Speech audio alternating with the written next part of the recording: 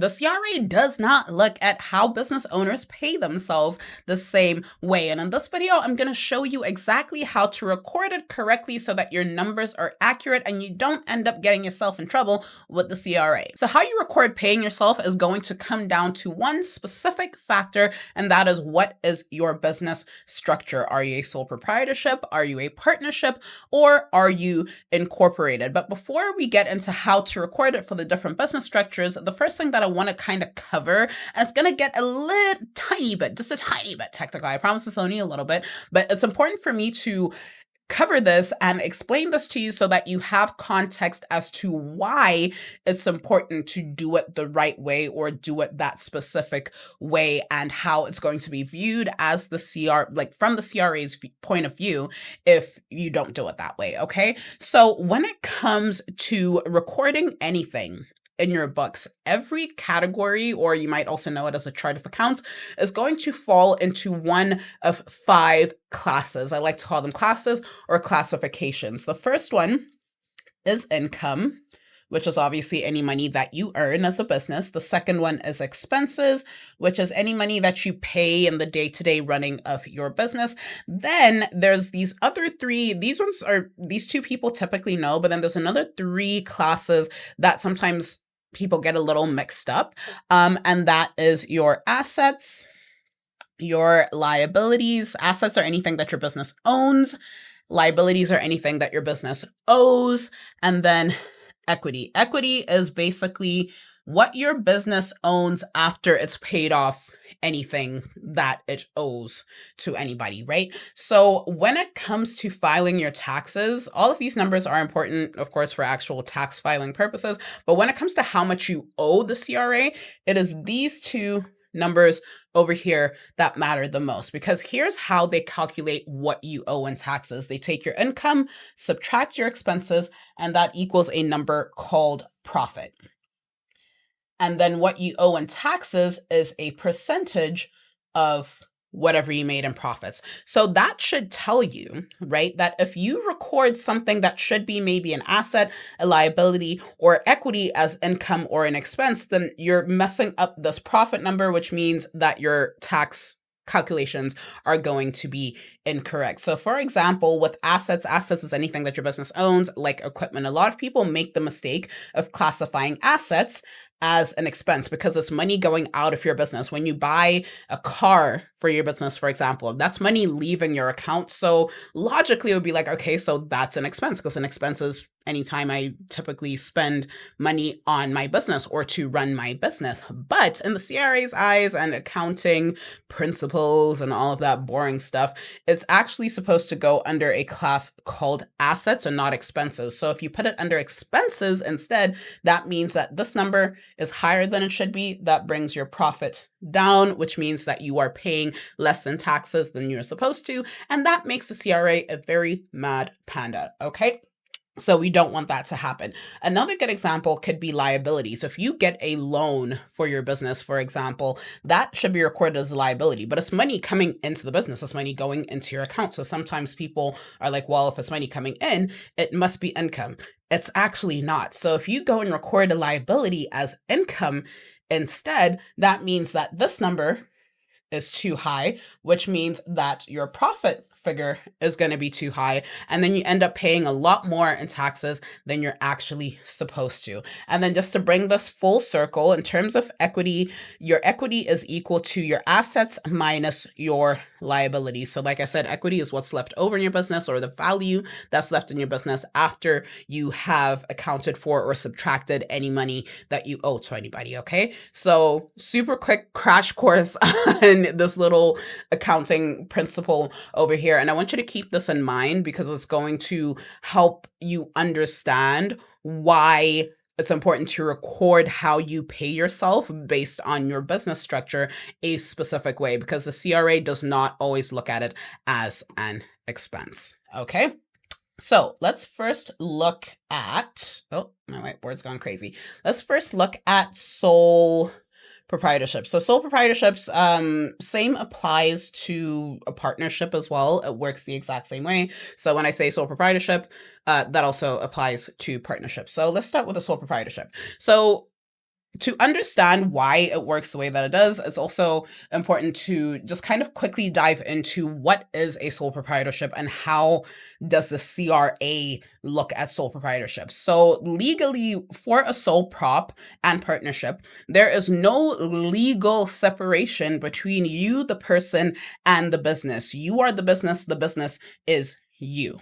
Okay. So if you have a business account, which you should, even if you're a sole proprietor, you should still have a separate business and personal account because it will make your life a whole lot easier, make things a lot more organized. And even just in terms of making decisions for your business, it's going to be much easier to do it this way. So if you do not have a separate business bank account as a sole proprietor, please do that immediately.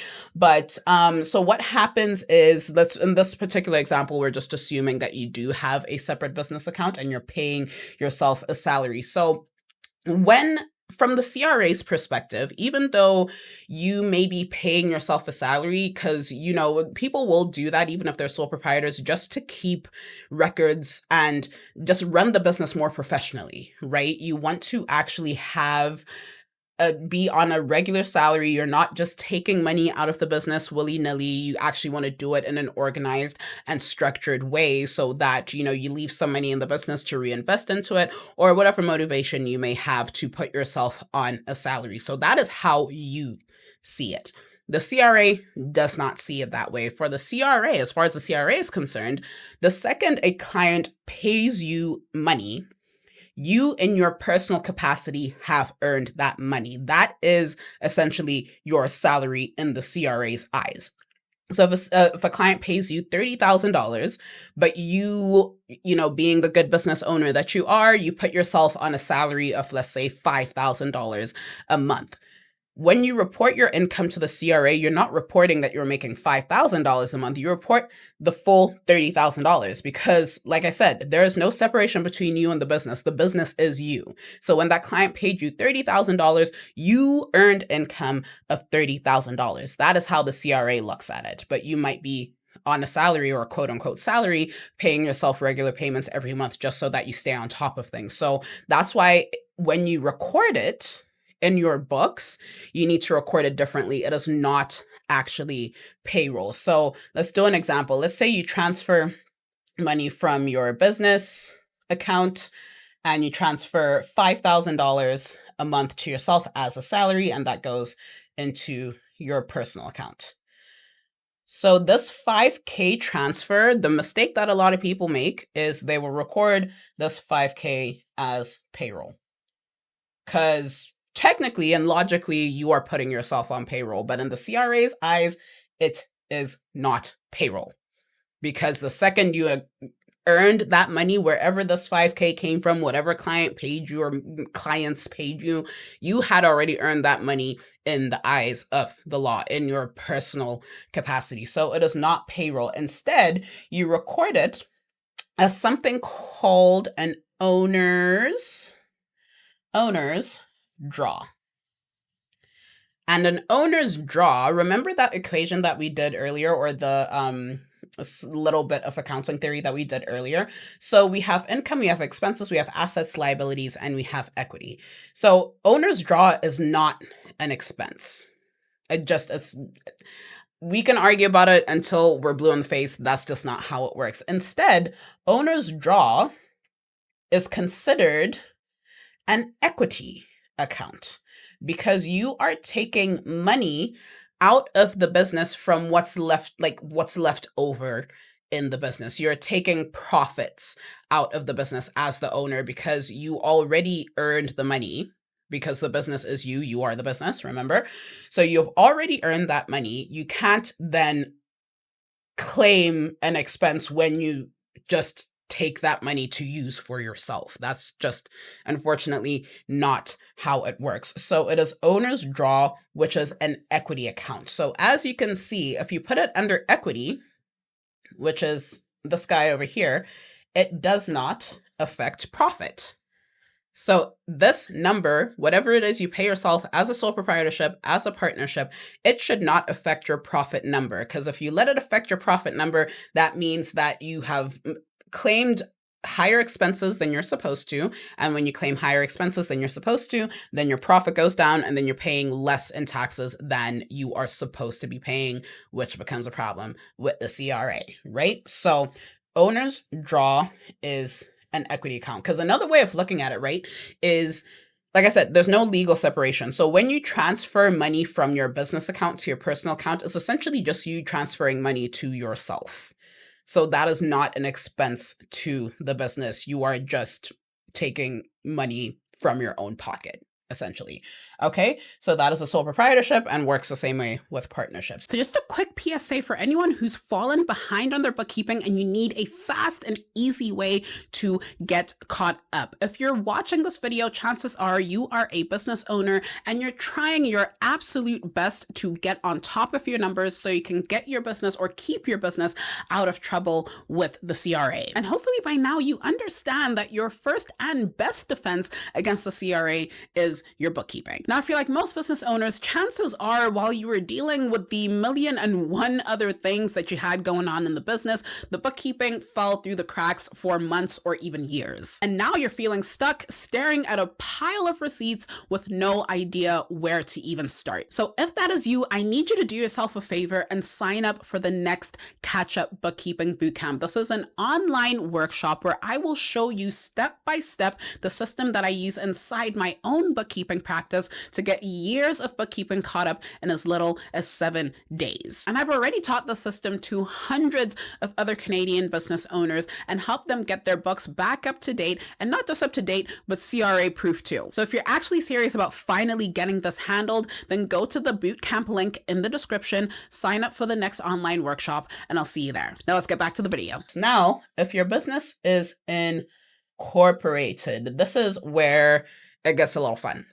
It's not fun, it's boring, but you need to know this, all right? So if your business is incorporated, there are 2 different ways that you can pay yourself as the business owner. So the first way, which is the most known way, I would say, is through actual payroll. So you are an employee to the business. Your business is the employer.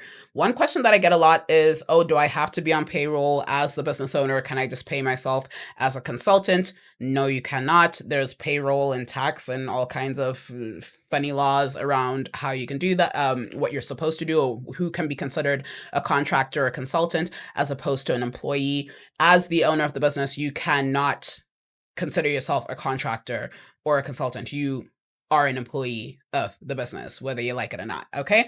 So you can pay yourself through actual payroll. So with payroll, there are specific obligations that now come with paying yourself this way, because in the same way that if you're employed by any other business, when they pay you, and you get your paycheck isn't the entire amount of money that you earned, right? The business first deducts any income tax that they're supposed to withhold, CPP, EI, benefits, any of that stuff. They first subtract that money, and then what you get as your paycheck is what's left over.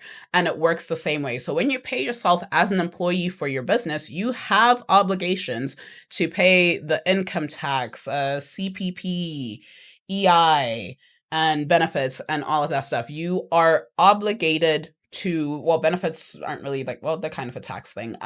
But at the most basic level, you need to make sure that as the employee or as the employer, your business being the employer, that you're fulfilling these obligations. And it's so important to stay on top of this. Like when I tell you, majority of the people who end up with arbitrary assessment situations, who end up owing hundreds of thousands of dollars to the CRA, it's because of this stuff right here. People just pay themselves and they forget that they have an obligation to then transfer taxes and CPP and all of that good stuff to the CRA. And then 5 years down the line, they've accumulated thousands, sometimes hundreds of thousands in dollars in tax debt and what they owe the CRA. So this is one of those things that gets a lot of people in trouble. So if you're going to pay yourself using payroll, please make sure that you make these payments. Okay? Very, very important. So